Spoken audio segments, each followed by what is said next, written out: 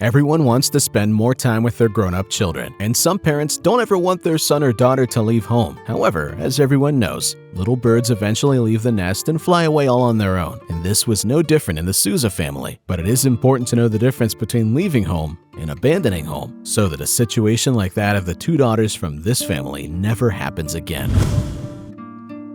In a small town in the countryside, a little girl named Alice Souza was born. She would grow up to become a very wise woman, thanks to her enormous dedication to her studies, an ambition that was obvious from the cradle. Alice managed to become a large and successful businesswoman in the agricultural industry. With this, she built her own house and farm right there, in the place where she was born. She never wanted to move to the city or live a busy life, preferring the calm and security that the countryside had always provided. And one day, she met a handsome young man who helped her when her car broke down on the road from the city to her farm. It was love at first sight. He had never met a woman so beautiful and determined, and did not waste his chance. He asked her out right then and there. Soon after, following old customs and traditions, they married early and had two beautiful daughters, making her old dream come true. Alice raised her daughters on her beautiful farm. Every day they watched the sun rise and set. She taught the little girls how to treat the animals well, and even how to deal with the pests that tried to ruin the crops and plants. The girls were always enchanted by this. They loved to wake up to the sound of the roosters crowing and to go to sleep to the beautiful opera of crickets. But this all changed as the years went by. More and more they complained about how monotonous everything was, and how they didn't have big parties or the excitement that a big city has. Alice and her husband knew that this day would come, that one day the beautiful farm and beautiful house would not be enough for their girls, and the desire to move to the city would become greater than the desire to live with their parents. They were not disappointed by this and had been prepared for years. As the girls grew more and more and showed their discontent, their parents knew it would be very difficult to compete with the entertainment they could have in the city, and when they came of age, the two decided to leave their parents' home and try their hand at life in the big city.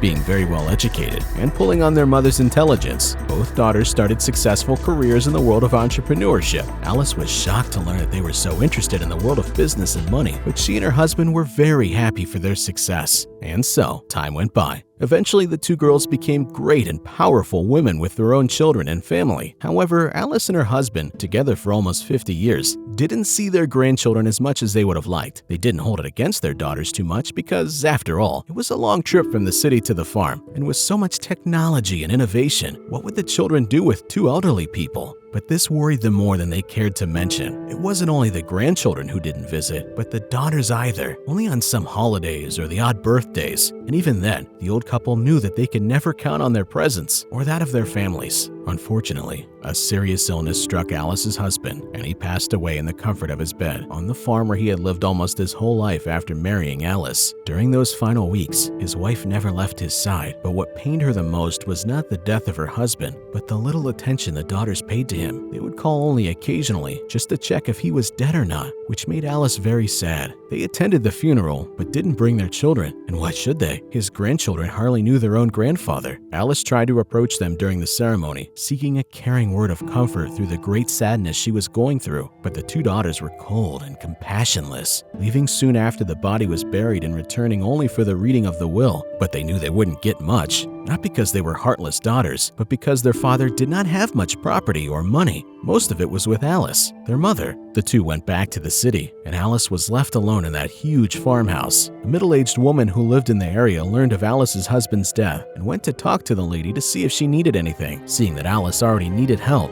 the woman, who was a nurse, offered to take care of her a few times a week, help with the house, and monitor her health. Alice accepted, since she knew her daughters would do nothing of the sort. They soon became great friends, and the nurse, whose name was Laura, came to visit Alice 3 times a week. Laura made the food, but was always accompanied by the old lady who never failed to prepare her own lunch and always gave Laura tips. Laura also did the housework and administered Alice's medications. If her daughters visited him frequently before her husband's death, from the moment Laura started taking care of the old lady, they never showed up in the area again. Alice had gotten rid of most of her animals, leaving only the ones she could take care of by herself, and left this task to no one else but herself, who felt that every time she took care of them, she was honoring her late husband. So even with her deteriorating health, she did everything she could to keep the farm in good condition. One hot day, Laura went to pay one of her visits to the old lady to make sure everything was all right. and to administer her medicine, and was surprised when she entered the house. Alice was sitting in her old rocking chair, which had some pieces broken off due to the action of time and termites. She was looking at old photo albums and crying as she gazed at memories of a time that would never come back. "Torturing yourself again, Mrs. Alice? Don't cry because it's over. Smile because it happened," said Nurse Laura. But she knew it wasn't that easy, and she noticed that this lady was suffering without her daughters. Laura had a daughter of her own and knew how badly she would feel if the girl one day abandoned her and went to live far away without any news. So she decided to act. She waited for Alice to take her daily lunch nap and searched her old cell phone for some of her daughter's contact information. But when she found it, she became indecisive and began to worry if she was doing the right thing. How much could she meddle in the lives of that family? Even without knowing what she was going to say, Laura marshaled up her courage and dialed the number of one of Alice's daughters. She was not surprised when, after more than 10 attempts, neither of Alice's daughters answered. What if she was calling in an emergency, in need of help now? She thought indignantly. Weeks passed, and a heavy rainstorm hit the region, with winds and lightning that could destroy crops, traumatize animals, and even destroy houses. Rain like that was every farmer's nightmare. Laura then received a call from Alice, who said that a part of her roof had collapsed due to the water, and that she didn't know who else to call. Asking if she had called any of her daughters, the old lady simply said, "Well, they're always very busy with their work and their children. It's okay, I can manage without them. I don't want to be a bother." That was the last straw for Laura. With the house in need of renovations that would take weeks and Alice in poor health, she informed her husband and daughter that she would take the lady to live with them. Alice did not want to accept because she promised her deceased husband that she would only leave the farm in a coffin, just like he did. However,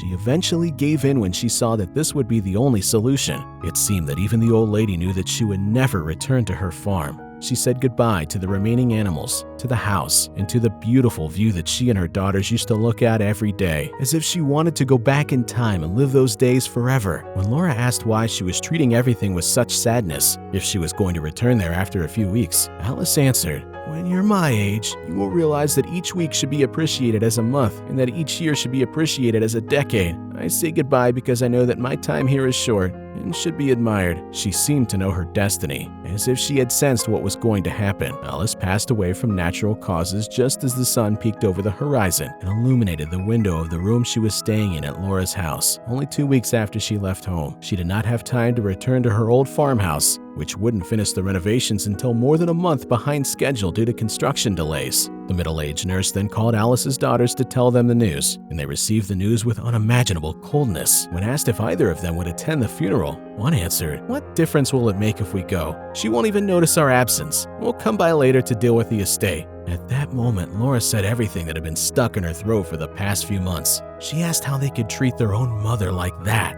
a woman who never did any harm to them and only loved and cared for them deeply. However, the call dropped before Laura could hear the answer. A few weeks later, the nurse was home, talking to her daughter and helping her with some schoolwork, when the doorbell rang once, twice, 3 times and wouldn't stop. Laura went to see who could be ringing her doorbell like that and was prepared for a confrontation with the 2 ungrateful daughters of her late friend. But she opened the door and was surprised. It was a tall man in a black suit who she had never seen before. "Good afternoon, Miss Laura. My name is Alberto and I'm here on behalf of the late Miss Alice," said the mysterious man. She welcomed him and offered him a coffee. Maybe this was a friend of her former friend and boss who wanted to know what happened to the old lady, or maybe even a lost son. But the man introduced himself as the family's lawyer and explained that he was there to read Alice's will. He was also there to inform her that Laura and her family had been indicated in the will as the inheritors of the house and all the money that was in the deceased accounts. Although she was modest, Alice had been one of the biggest in the farming business and had saved a good part of her money. The moment she heard this, Laura almost fell over backwards. She never imagined that Alice had been so important when she was younger, nor that Laura would inherit some of the money. Laura and her family had been going through some financial difficulties since her husband had lost his job,